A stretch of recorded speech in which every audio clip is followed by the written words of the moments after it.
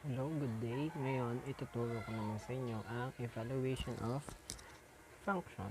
So, this is one of the key lessons pagdating sa general math, and at the same time, nagagamit din ito before tayo mag-algebra, at the same time with the basics of pagdating sa college, lalo na sa mga nag-engineering and general math.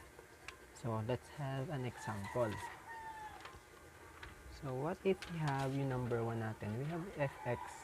f of x or function of x is equal to 5x plus 3, wherein we are asked what is the f of 6.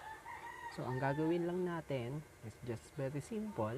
Isa-substitute natin yung ating given function, yung input natin dun sa ating function. And then, we will try to resolve it. So, paano nga ba yun? So, since meron tayong 5x, isa-substitute lang natin yung given input natin doon sa ating function or sa x. So, ating itong papalitan ng 6. And then, we will just copy yung remaining ng ating given equation. So, plus 3. So, next, we do our PEMDAS. So, 5 times 6, that is equals to 30. Plus 3. So, 30 plus 3 is equals to 33. And that is our final answer. Just simple as that. So, ganun lagi ang gagawin natin throughout this video. So, next thing, is to level up our problem. So, we have the function of h of x is equals to the square root of the quantity of 4x plus 8. So, meron tayong square root ngayon.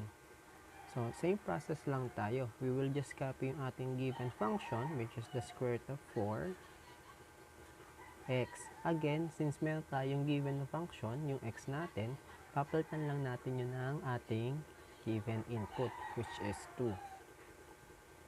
Plus, copy the remaining of the equation, which is 8.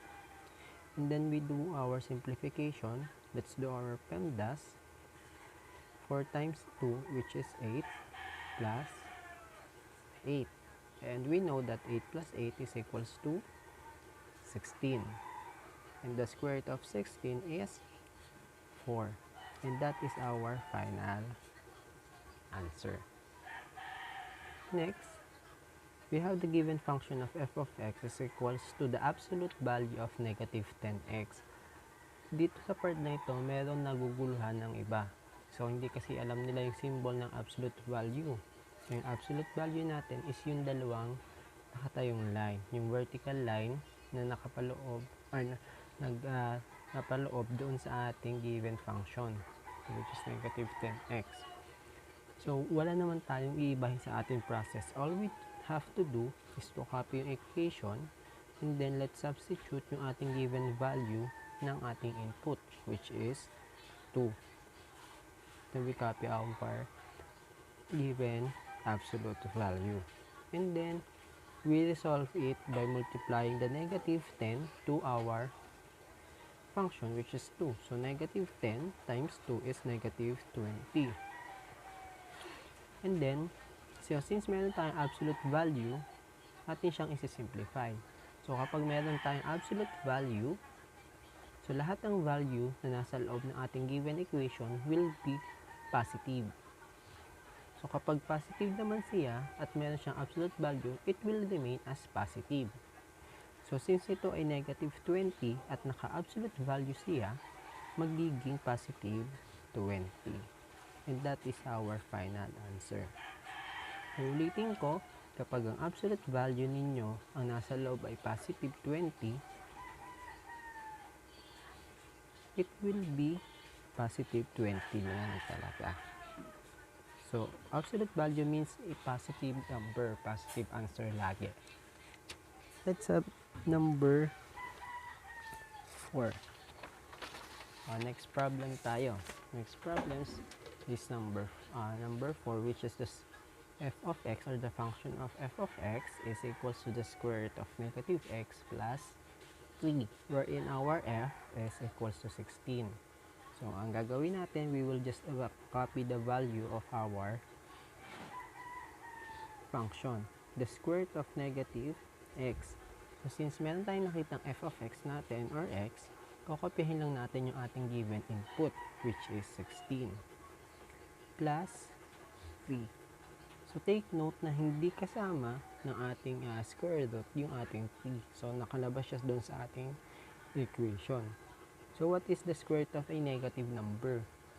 So, kung ang sagot ninyo dito ay 4, mali kayo.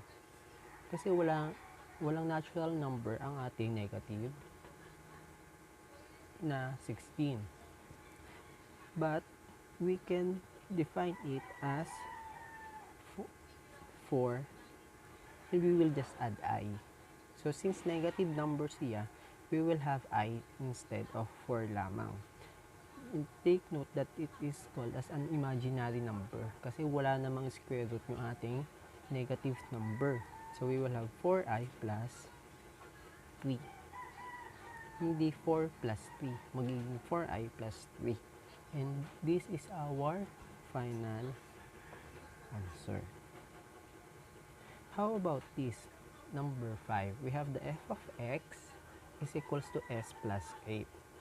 Wherein our f is equal to negative 8. Kung mapapansin ninyo, napakasimple lang ng problem. And syempre, we'll just try to dig in, na isubstitute yung ating negative 8 plus 8. So, napakasimple, diba? That is equals to 0. Pero kung yan ang ginawa nyo, you are wrong. Bakit? Kasi kung makikita ninyo yung ating equation, yung ating f of x ay equals to s plus 8. Since yung ating function ay s, yung ating function ay s, and then yung ating input is x, we can substitute x to s kasi magkaiba silang variable. So, ibig sabihin, this function is DNE.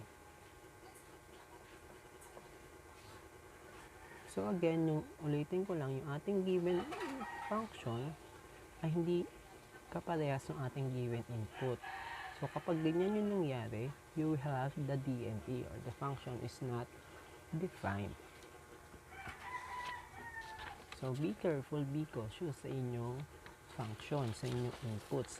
And, let's have another example. Ito naman involving a polynomial.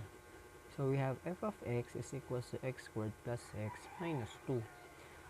So, doon sa ating mga unang example, meron tayong given function, meron tayong given input, pero dito walang nakalagay. That is why, magkakaroon tayo ng assigned values. So, since ito ay kung i-graph natin. So, i-try natin itong i-graph, and then, paano nga ba siya i-graph? So, we will have yung ating table. Gawa muna tayo ng table.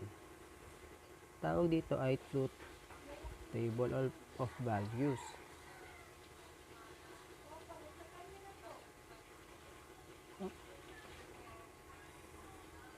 We will assign as x and we will assign y. So, ang gagawin natin, we will assign values of x para isa-substitute natin dun sa values of y natin. So, merong parts na kung saan kayo naiisip kung ano yung isa-substitute na value, kung paano yung mapapadali yung equation, pero for the sake of our uniformity, ang gagawin natin, we will assign values yung constants ng negative 2, negative 1, 0, 1, and 2. Madalas yan yung ginagamit kapag mag-graph ng isang function. So, we will use negative 2, negative 1, 0, 1, and 2. And then, yun yung isa-substitute natin yung values na yan doon sa ating given function. So, let's have f of negative 2 is equals to negative 2 yung isa-substitute natin doon sa ating given function, which is x squared plus x minus 2. So, we will have negative 2 squared plus negative 2 minus 2. So, this is equals to negative 2 times negative 2, that is positive 4. And this is plus negative 2 minus 2. So 4 plus negative 2, that is positive 2. So positive 2 minus 2, that is equals to 0. So yun yung ilalagay natin at makukuha natin yung values ng y. So this is 0. For negative 1 naman, we will have negative 1 squared plus negative 1 minus 2. And let's simplify. Negative 1 times negative 1, that is equals to positive 1 plus negative 1 minus 2. So positive 1 plus negative 1, that is equals to 0. Minus 2, and 0 minus 2, that is negative 2. So yung values na natin ng ordered pair for negative 1, we have negative 2. Let's have f of 0. Let's substitute. So we have 0 squared plus 0 minus 2. So we will have 0 squared, that is 0, plus 0 minus 2.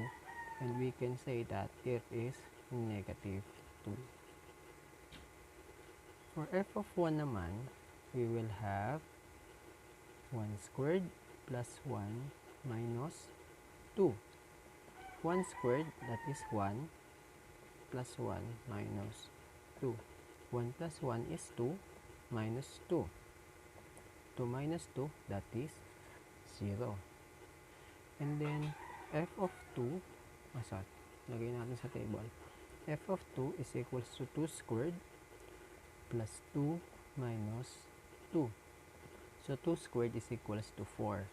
And bring down, or let's just copy yung the remaining of the equation.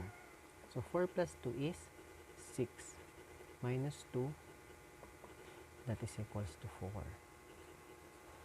So since dito na yung ating table, nakuha na natin yung table natin, we will now graph yung ating equation.